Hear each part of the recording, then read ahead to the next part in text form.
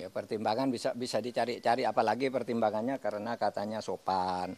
Mana ada orang diadili tidak sopan? Semua orang diadili pakai jilbab, pakai sarung, pakai ini.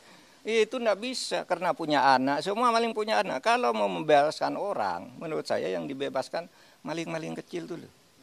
You tahu enggak? Berapa jumlah penghuni penjara? Catatan saya ketika saya menjadi Menko Polhukam di tahun terakhir. Penghuni penjara di Indonesia adalah 263.000 orang. 50% lebih itu narkoba, korban kejahatan narkoba. Yang koruptor itu tidak sampai 0,5%. Dari 263.000 itu hanya 1.290 atau 1.300 orang. Itu tidak sampai 0,5%.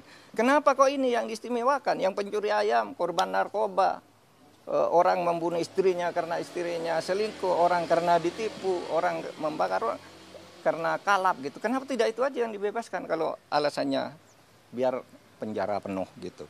Ini tidak masuk akal semua. Mari kita rasional kalau ingin baik. Kalau enggak ya sudah. Tapi saya masih punya asa untuk itu. Soal konsistensi kejaksaan, kan dalam sidang terungkap bahwa ada grup news smelter yang isinya itu bos-bos smelter termasuk Harvey Muiz, dan adminnya adalah polisi. Waktu itu di Reskrimum Polda sana ya.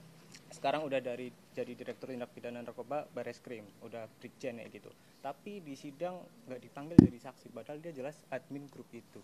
Nah, itu makanya saya bilang Kejaksaan Agung itu tidak dalam posisi bebas sesuai dengan hukum. Kan ada peristiwa yang mendahului ya.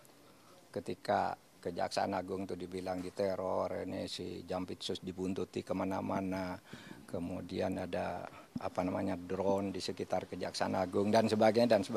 Itu semua mendahului peristiwa ini sehingga lalu orang sekarang mengkait-kaitkan, meskipun orang bilang wah itu yang dulu bilang oh ya itu tidak benar hanya kebetulan. Sekarang terjadi hal seperti ini, mungkin orang bisa mengaitkan ke situ.